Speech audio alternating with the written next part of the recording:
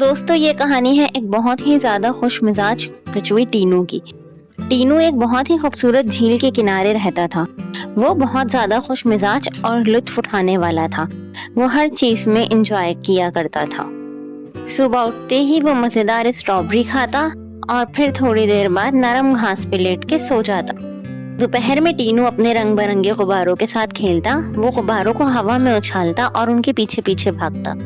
اسے موسیقی بہت زیادہ پسند تھی۔ اس کے پاس ایک چھوٹا سا گٹار بھی تھا۔